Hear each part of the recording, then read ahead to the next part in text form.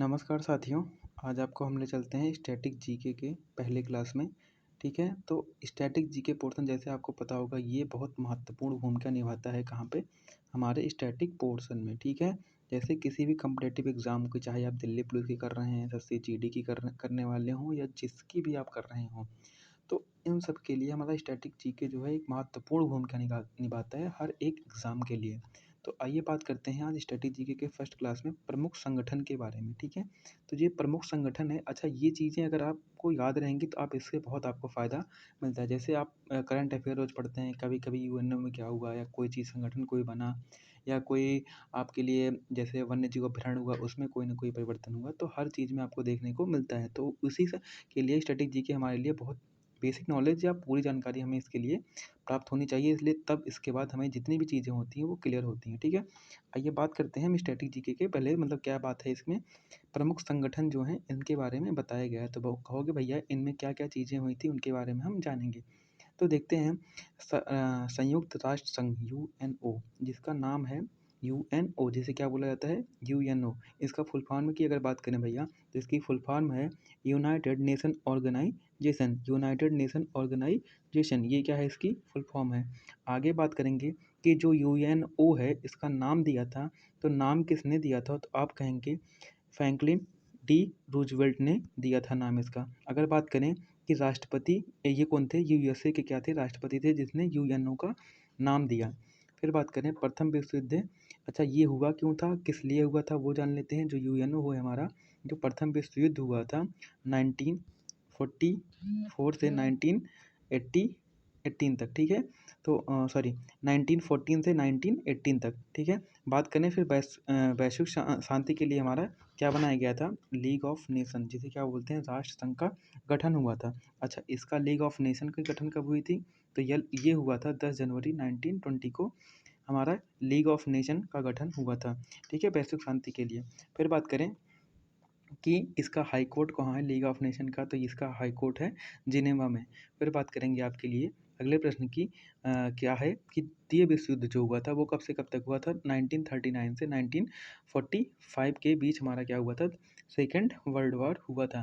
बात करें कि इसकी जो 24 अक्टूबर 1945 को यूएन की क्या हुई थी, स्थापना है। मतलब क्या, जो यूएनओ था इसका नाम बदल के जब द्वितीय विश्व युद्ध हुआ तो इसका नाम यूएन की कर दिया गया, और इसकी स्थापना कब हुई थी, 20 अक्टूबर 1945 को। ये चीज़ आपको पूछी जा सकती हैं।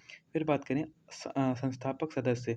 ठीक है, इनमें अगर हम बात करें संस्थापक सदस्य की, तो वो कितने थे, 51 थे, और 91वां कौन था, पोलैंड था। ठीक है, अच्छा बात करें हम आगे है, अब आगे की, तो देखते हैं आगे और क्या क्या चीज़ें इसमें महत्वपूर्ण है।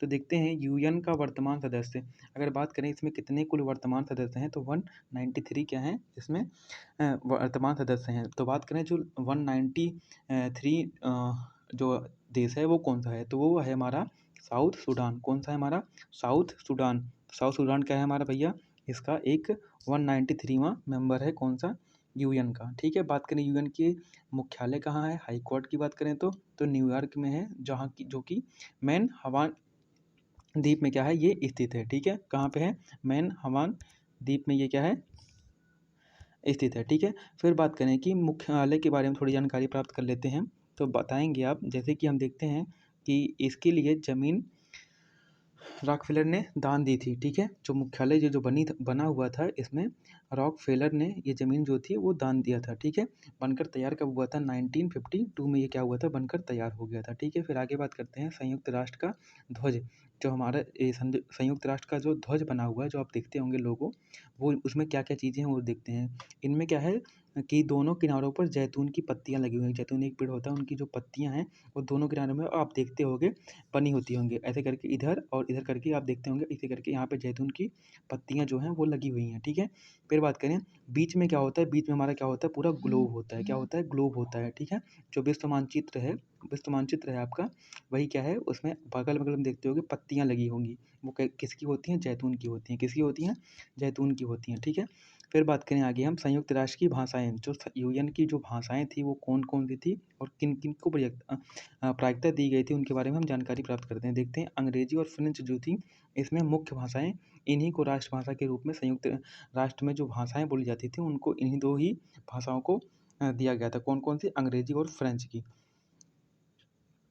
अच्छा, आगे बात करें अन्य मान्यताएँ प्राप्त भाषाएँ जो थी हमारी, जैसे चीनी हुई, अरबी हुई और रसियन, स्पेनिश, ठीक है? ये सब क्या थी हमारी? ये सब भाषाएँ थी, ठीक है?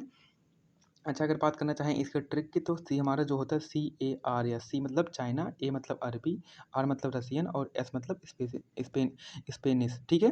तो ये इसके ट्रिक के माध्यम से हम इनकी भाषाओं को याद कर सकते हैं। आगे देखते हैं संयुक्त राष्ट्र चार्टर जो है वो किस अध्याय कौन-सा है? वो 19 अध्याय में हमारा ये अध्याय से ये लिया गया था, ठीक है? अच्छा, बात करें कुल अनुच्छेद किसमें कितने थे? 111 मतलब 111 जो थे, इसमें कुल अनुच्छेद थे। अगर बात करें इस चार्टर पर शुरुआत में 50 सदस्यों ने हस्ताक्षर किया था। कितने सदस्यों ने किया था? 50 मेंबर्स ने इन पर क्या किया था? सिग्नेचर किया था, ठीक है? बाकी आगे की बात करते हैं, आगे क्या है? आगे की अगर हम बात करें तो देखें, अगर हम आगे की बात करते हैं तो इसको एक मिनट इरेज़ कर देते हैं, ठीक है? इसमें क्या-क्या चीज़ें हुई थी वो देखते हैं। इनमें हुई थी, जैसे बात करें हम कि संयुक्त राष्ट्र संघ के जो अंग थे, मतलब यूएन के जो प्रमुख अंग थे वो कौन-कौन से थे और क्या-क्या चीज़ें बनाई गई थी, उनके बारे में हम थोड़ी बात करते हैं। तो देखते हैं भैया कि इनमें क्या-क्या था। पहली थी हमारी महासभा। पहली क्या थी हमारी? महासभा, ठीक है? एक अंग था कौन-सा? महासभा किसका अंग है? तो यूएन का जो ही अंग है वो क्या है हमारा? महासभा है, ठीक है? अच्छा, यूएन क्या था? हमने आपको बताया था कि जो द्वितीय विश्व युद्ध हुआ था उसको उसके बाद क्या बनाया गया था? यूएनओ का नाम बदल के यूएन कर दिया गया था, ठीक है? अच्छा, इसके प्रमुख अंग में पहला क्या है? महासभा है। दूसरा है क्या? सुरक्षा परिषद। तीसरा क्या है? आर्थिक व सामाजिक परिषद, ठीक है? अच्छा, फिर आगे बात करें प्रन्यास परिषद, मतलब 1940 94 से कार्य करना बंद कर दिया है। ये जो हमारा जो ये अंग था ये 1994 से कार्य करना बंद कर दिया था। फिर बात करें अंतर्राष्ट्रीय न्यायालय जो है इसका एक प्रमुख अंग है। फिर बात करें जो सचिवालय होता है ये भी यूएन का ही अंग है। फिर बात करें कि यूएन जो है हमारा, इन सभी के हाई कोर्ट, ठीक है? इनके सभी के जो हाई कोर्ट हैं वो कहाँ हैं? न्यूयॉर्क में हैं, ठीक है? इन सभी के जो 6 अंग हैं इनके सभी जो हाई कोर्ट हैं वो कहाँ हैं? न्यूयॉर्क में हैं, ठीक है? फिर आगे देखते हैं कि परंतु अंतर्राष्ट्रीय न्यायालय का हाई कोर्ट, मतलब जो इंटरनेशनल न्यायालय हाई कोर्ट है उनका हाई कोर्ट कहाँ है? वो है कहाँ? हेग में। कहाँ है? हेग में, नीदरलैंड में, ठीक है? आगे बात करें अगर हम, आगे देखते हैं कि अब जो प्रमुख अंग थे इनके इनके हर एक अंग के बारे में हम यहाँ पे डिस्कस करेंगे, ठीक है? तो बात करें अगर महासभा, हमारी जो महासभा है इसका उपनाम क्या था? तो उपनाम की अगर हम बात करेंगे तो उपनाम हमारा क्या है कि विश्व की लघु संसद को क्या कहते हैं हम? महासभा कहते हैं उसका। बात करेंगे तो विश्व की जो लघु संसद है उसे कौन सी संसद है? महासभा है, ठीक है? प्रत्येक देश में 5 प्रतिनिधि भेजे जा सकते हैं, मतलब परंतु वोट सिर्फ एक होता है। जैसे प्रत्येक देश में जो 5 प्रतिनिधि वोट भेजते हैं अपना, वो केवल 5 प्रतिनिधि भेज सकता है, मतलब केवल 5 ही प्रतिनिधि जो होता है वो भेज सकता है, लेकिन इनकी जो काउंटिंग होती है वो सिर्फ एक होती है। कितनी होती है? एक होती है, ठीक है भैया? तो आगे देखते हैं, बैठक जो होती है इसकी हर वर्ष में होती है। पहली बात तो महासभा की बैठक हर वर्ष होती है।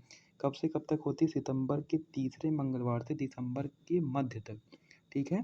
सितंबर के तीसरे माह से मंगलवार से दिसंबर के मध्य तक होती है, ठीक है? मतलब अभी हाल ही में ये शुरू होने वाली है, ठीक है? इसमें एक अध्यक्ष और 21 उपाध्यक्ष और 7 मुख्य समितियों के अध्यक्ष का चुनाव महासभा करती है। मतलब जो महासभा का जो चुनाव होता है इसमें एक अध्यक्ष होते हैं, 21 उपाध्यक्ष होते हैं, प्लस में 7 मुख्य समितियों के द्वारा जो महासभा का चुनाव होता है ये होता है। फिर अगर आगे की बात करें हम, इनका कार्य क्या होता है? महासभा का जो कार्य है वो क्या करता है? वो बजट तैयार करता है, ठीक है? क्या कर देता है? वो करता है बजट तैयार करता है। पहली बात तो ये हो गई। अच्छा, बजट तैयार करने का मतलब क्या है?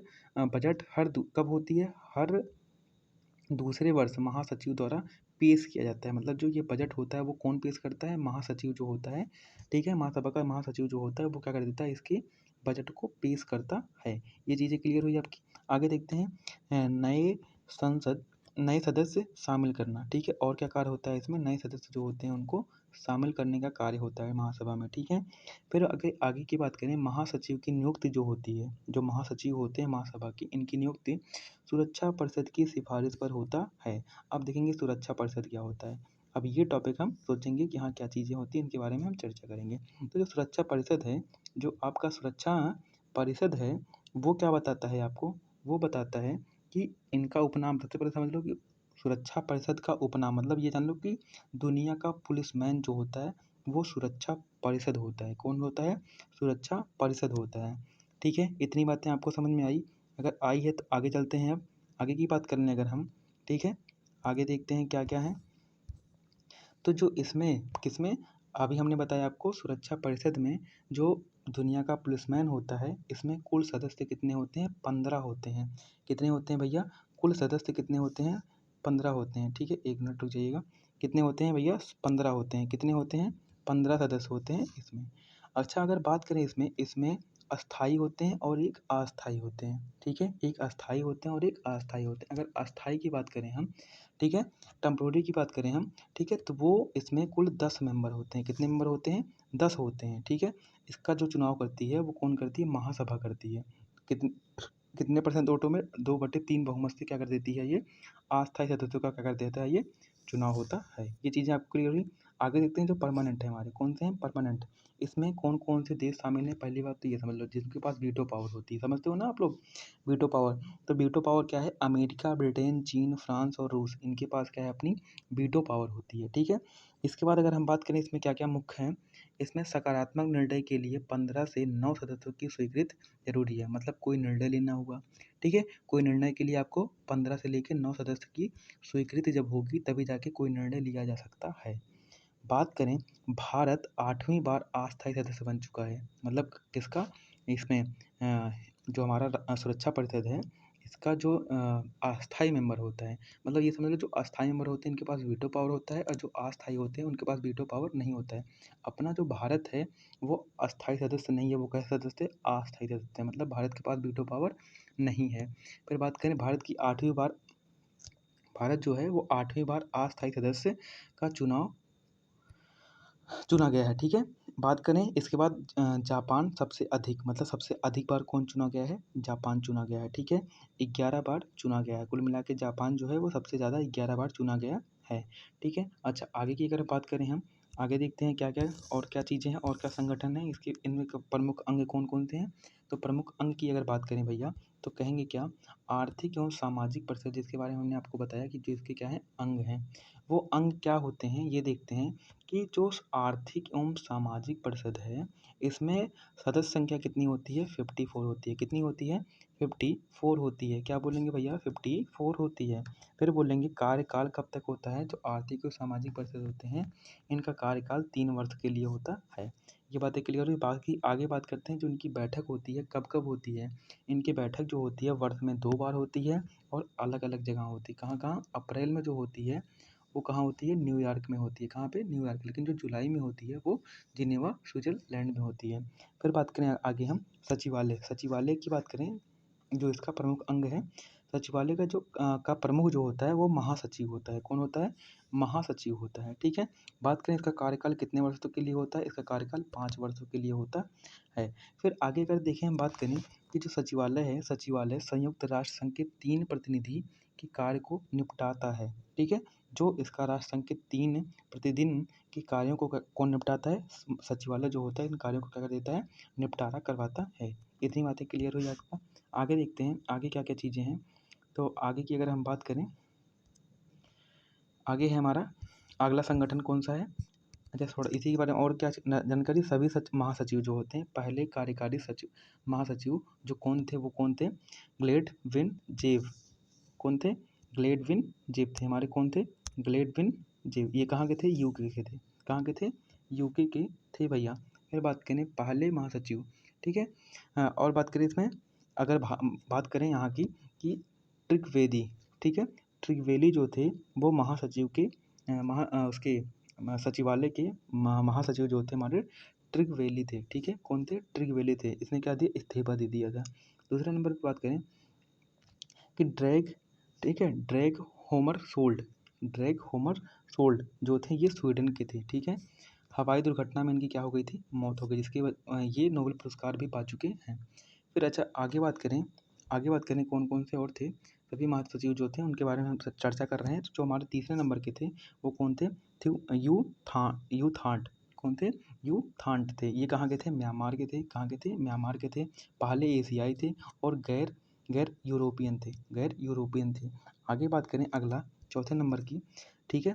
वर्ल्ड हाइम जो थे वो ऑस्ट्रिया के थे। कहाँ के? ऑस्ट्रिया के थे, ठीक है। आगे बात करें जेवियर कुरई कहाँ के थे? पेरू के थे, ठीक है। बात करें बुतरस घाली जो थे वो कहाँ के थे? मिस्र के थे। पहले अफ्रीकन थे ये, ठीक है। सातवें नंबर की अगर बात करें कोकी अन्नार जो थे ये घाना देश के थे, ठीक है। फिर आगे बात करें हम बान की मून जो ये कहाँ के थे? साउथ कोरिया के थे। कहाँ के थे? साउथ कोरिया के थे, ठीक है।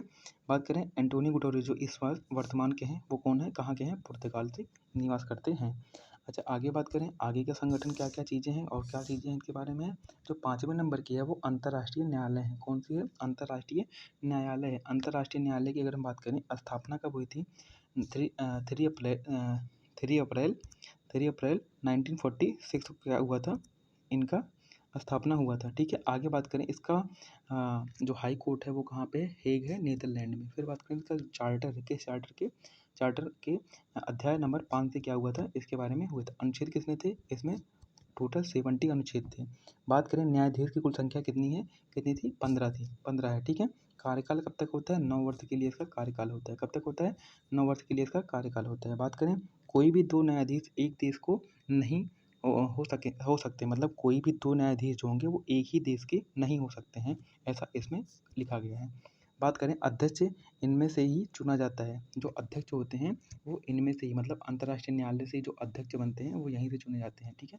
इनका कार्यकाल भैया 3 वर्ष के लिए होता है, ठीक है। ये आपको प्रश्न पूछ सकता है कि अंतर्राष्ट्रीय न्यायालय के जो अध्यक्ष होते हैं उनका कार्यकाल कितने वर्ष तक होता है, तो आप बताएंगे क्या भैया? 3 वर्ष तक होता है, ठीक है। बाकी आगे अभी और भी सब कुछ संगठन है और महत्वपूर्ण संगठन है, उनके बारे में चर्चा करेंगे कल, ठीक है।